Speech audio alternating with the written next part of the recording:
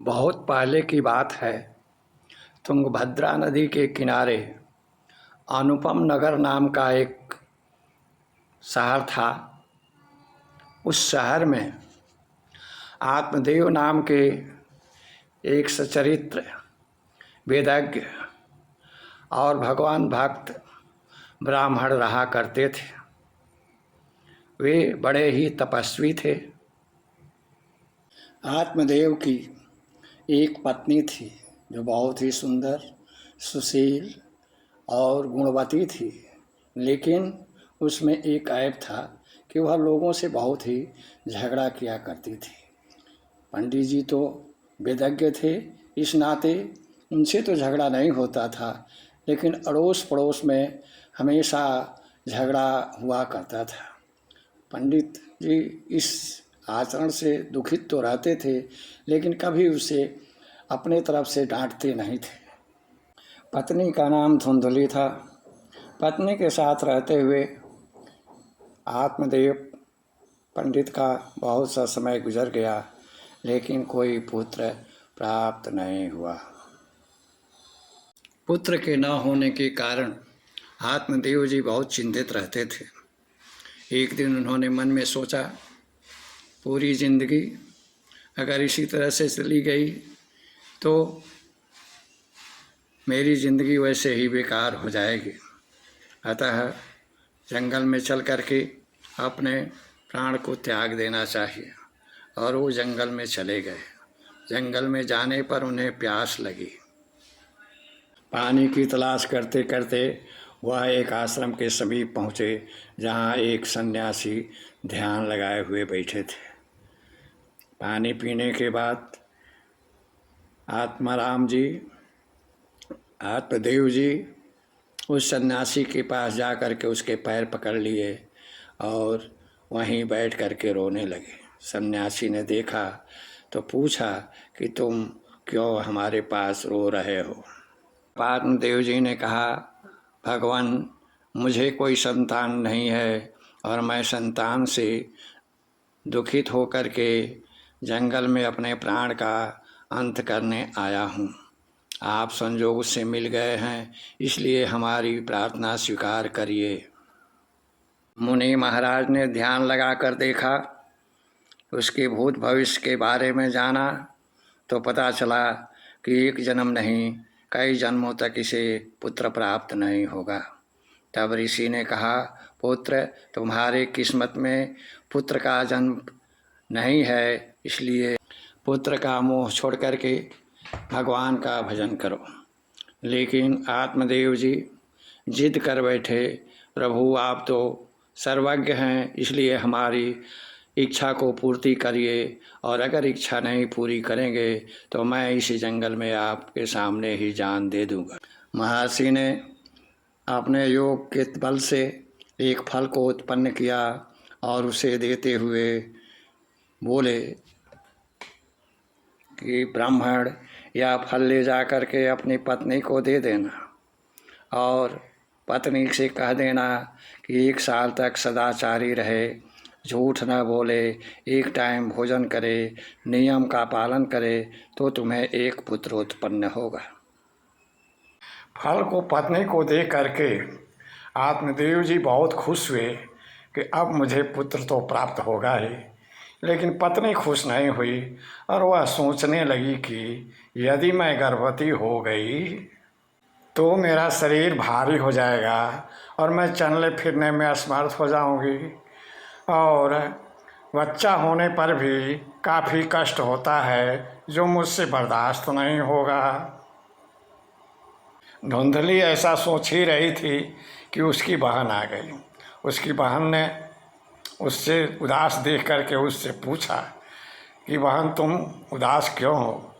तब धुंधली ने कहा कि बहन, क्या बताऊं, पतिदेव ने एक फल लाए हैं, उस फल को खाने से मुझे गर्भवती हो जाऊंगी और मैं गर्भवती नहीं होना चाहती हूँ। तब उसकी बहन ने कहा कि तुम चिंतित क्यों हो, मैं इसका उपाय बताती हूँ। मैं गर्भवती हूँ और मुझे जो बच्चा होगा वो तुम ले लेना और पंडित जी से कह देना कि मुझे बच्चा हो गया। पंडित जी भी खुश हो जाएंगे और तुम्हें भी जो है गर्भ धारण करने का कष्ट नहीं सहना पड़ेगा। बहन की बात सुन करके धुंधली बहुत खुश हुई। अरे तुमने तो मेरी सारी समस्या ही दूर कर दिया। बहन बोली, तो मैं बड़ी बहन हूँ, मैं तुम्हारे काम नहीं आऊँगी तो कौन आएगा। लेकिन धुंधली बोली कि इस फल का मैं क्या करूँ।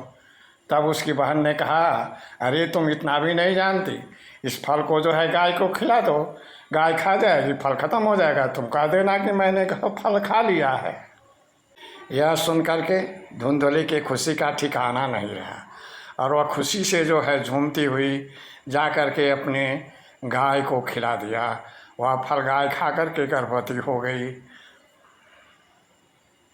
धुंधली की बहन ने कहा कि बहन तुम अब निश्चिंत रहो, मेरा जब पुत्र होगा तो मैं तुम्हें ला करके दे दूंगी और उसके बदले में तुम मेरे पति को कुछ धन दे देना। एक दिन की बात है, ब्राह्मणी ने ब्राह्मण देव के पास खबर भिजवाया कि मुझे एक पुत्र रत्न प्राप्त हुआ है। ब्राह्मण देव तो बहुत सुन करके बहुत खुश हुए और उनकी खुशी का कोई ठिकाना ही नहीं रहा। वे अपने पुत्र के जन्मोत्सव का उपक्रम उत्सव मनाने लगे। नाच बाजा के साथ साथ पूजा पाठ का भी कार्यक्रम हो गया, लोगों को खिलाने पिलाने का भी कार्यक्रम हुआ।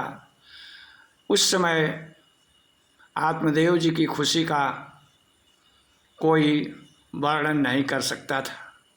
वे इतने खुश थे कि उस समय उन्होंने जो कुछ भी जिसने मांगा वो सबको दान दिए और दान दे करके अपने पुत्र के जन्म का उत्सव मना। गाय ने एक बच्चे को जन्म दिया।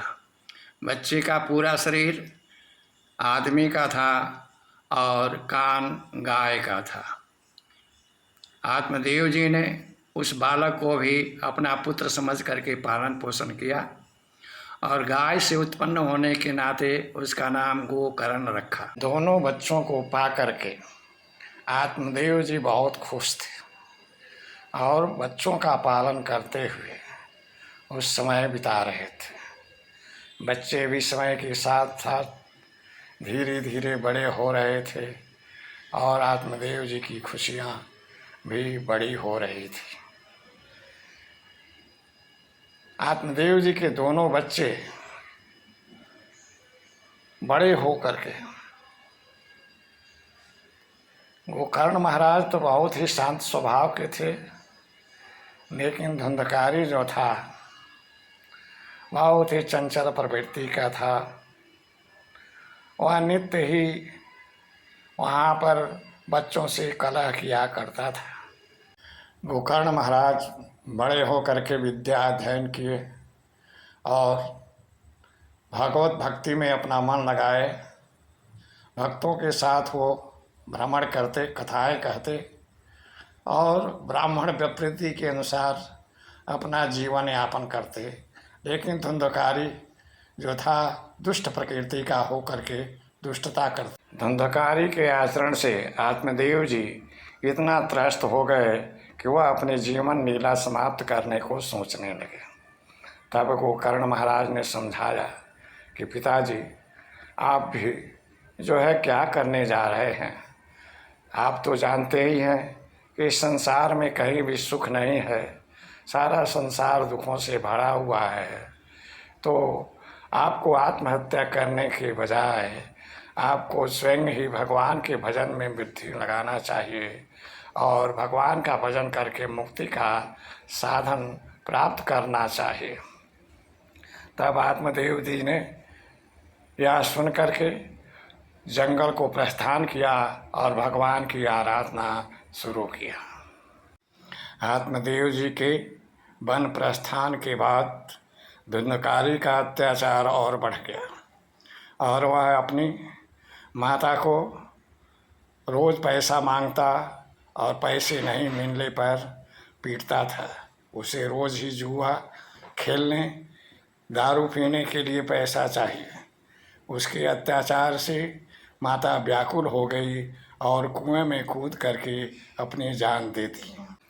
माता की मृत्यु के बाद उसके श्राद्ध कर्म करने के पश्चात गोकर्ण महाराज सन्यासी का रूप बना करके घर से बाहर तीर्थाटन को चले गए और उधर ही घूमते हुए रहने लगे। और इधर पूरा जो परिवार की संपत्ति थी उस पर धुंधकारी ने कब्जा कर लिया और कब्जा करके उसे बेच करके खत्म।